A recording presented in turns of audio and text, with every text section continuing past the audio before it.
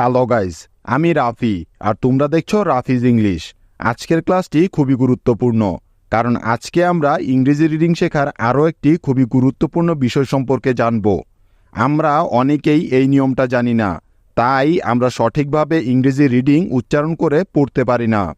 যেমন দেখো, আমরা জানি যে GH এই দুটি বর্ণ পাশাপাশি বসলে সবসময় ঘ এর মতো উচ্চারণ হয়, তাই তো? কিন্তু এই GH বর্ণ দুটি আবার কখনো কখনো ফ এর মতো উচ্চারিত হতে পারে। আজকে আমরা ঠিক সেই বিষয়টাই শিখব। তো দেখো, নিয়মটি হলো একটি কনসোনেন্টের পরে ইউ এবং তারপরে যদি GH একসাথে থাকে, তাহলে ওই GH এর উচ্চারণ ফ এর মতো হয়ে যাবে। অর্থাৎ কোনো শব্দের শেষে GH থাকলে এবং তার পূর্বে ইউ এবং একটি কনসোনেন্ট থাকলে ওই GH এর উচ্চারণ ফ এর মতো হয়। ঠিক আছে, মনে থাকবে তো?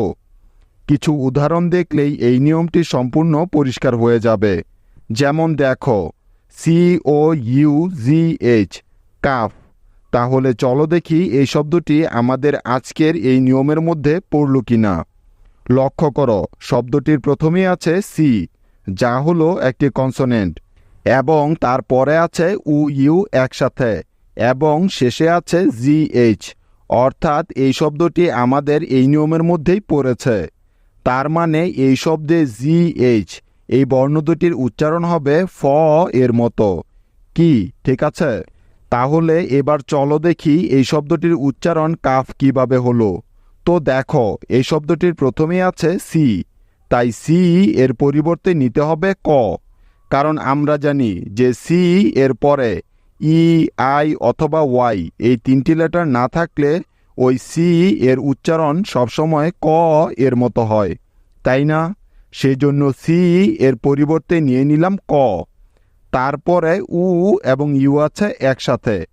এখানে একটু ভালো করে লক্ষ্য করো, ইউ হলো দুটি ভাওয়েল এবং তারা এখানে একসাথে আছে, অর্থাৎ এরা হলো ডাবল ভাওয়েল। মনে রাখবে, ডাবল ভাওয়েল ইউ এরকম শব্দে বসলে তার সাউন্ড সবসময় আকারের মতো হয়। সেজন্য ইউ এর পরিবর্তে নিয়ে নিলাম আকার। তাহলে COU মিলে হয়ে যাবে কা, অর্থাৎ সিতে ক এবং ইউতে আকার। সুতরাং ক আকারে হয়ে গেল কা, এবং শেষে আছে GH। তাই নিয়ম অনুযায়ী এখানে GH এর উচ্চারণ হবে ফ এর মতো। যেহেতু GH এর আগে ইউ এবং তার আগে একটি কনসোনেন্ট আছে, তাই সুতরাং COUGH মিলে হয়ে গেল কাফ। কাফ অর্থ কাশি বা খকখানি। কি মনে থাকবে তো? একই রকম শব্দ TOUGH টাফ। তো দেখো, এই শব্দটির প্রথমেই টি আছে, তাই টি এর পরিবর্তে নিয়ে নিলাম ট। তারপরে দেখো, ইউ এই দুটি ভাওয়েল একসাথে আছে, আর আমরা জানি যে ইউ একত্রে মিলে আকারের সাউন্ড দিয়ে থাকে। সেজন্য ইউ এর পরিবর্তে নিতে হবে আকার। তাহলে TOU মিলে হয়ে যাবে টা। এবার দেখো, সবার শেষে GH আছে, তাই নিতে হবে ফ। কারণ আমরা আজকের নিয়মটিতে এটাই শিখেছি যে শব্দের শেষে GH এর আগে ইউ এবং তার আগে কনসোনেন্ট থাকলে শেষের GH এর উচ্চারণ ফ হয়ে যায়, যার জন্য GH এর পরিবর্তে নিয়ে নিব ফ। সুতরাং TOUGH একত্রে মিলে হয়ে গেল টাফ। টাফ মানে কঠিন বা শক্ত বা অনমনীয়। ঠিক আছে, বোঝা গেল? নেক্সট শব্দ ROUGH রাফ। তো দেখো, এই শব্দটির প্রথমেই আছে আর, তাই আর এর পরিবর্তে নিয়ে নিলাম র। তারপরে ইউ একসাথে আছে, সেজন্য নিতে হবে আকার, কারণ ইউ একত্রে আকারের সাউন্ড দিয়ে থাকে। সুতরাং ROU মিলে হয়ে গেল রা, এবং শেষে বাকি আছে GH, যার জন্য নিতে হবে ফ। কারণ জিএইচ এর ফ হওয়ার নিয়ম তো এটাই। সুতরাং আর ও ইউ জিএইচ মিলে হয়ে গেল রাফ। রাফ মানে রুক্ষ, উঁচু নিচু বা অসমতল। নেক্সট শব্দ ENOUGH, এনাফ। তো দেখো এই শব্দটির প্রথমেই আছে ই, তাই ই এর পরিবর্তে নিয়ে নিব এ, কারণ আমরা জানি যে এ বা একারের জন্য ই বসে। তারপরে এন আছে, যার জন্য নিয়ে নিলাম ন। সুতরাং EN মিলে হলো এন।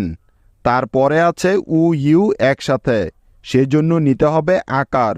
তাহলে ENOU মিলে হলো এনা, এবং শেষে আছে জিএইচ। এখন তোমরা কেউ বলতে পারবে যে এখানে জিএইচ এর পরিবর্তে কি নিতে হবে? হ্যাঁ, অবশ্যই ফ নিতে হবে। কারণ কি? কারণ লক্ষ্য করলে দেখবে যে এখানে জিএইচ এর আগে ইউ আছে এবং তার আগে একটি কনসোনেন্টও আছে। তাই, কেননা এটাই হলো জিএইচ এর ফ উচ্চারণ হওয়ার নিয়ম। সুতরাং ENOUGH মিলে হয়ে যাবে এনাফ। এনাফ মানে পর্যাপ্ত বা যথেষ্ট। আশা করি এখন তোমরা সবাই এই নিয়মটি খুব ভালো করে বুঝতে পেরেছ। আর কখনোই জিএইচ এর উচ্চারণ ভুল হবে না। এখন তোমাদের হোমওয়ার্ক দেওয়ার পালা। তোমাদের আজকের প্রথম হোমওয়ার্ক হলো ডাফ, দ্বিতীয় হোমওয়ার্কটি হলো মাফ, এবং তৃতীয় হোমওয়ার্কটি হলো প্রাফ। এখন তোমাদের কাজ হলো এই নিয়মটি ব্যবহার করে উপরের প্রত্যেকটি শব্দের ইংরেজি বানান লিখে আমাকে দেখানো। ঠিক আছে? আজ এখানেই শেষ করছি। দেখা হবে কালকে। সে পর্যন্ত টেক কেয়ার। বাই।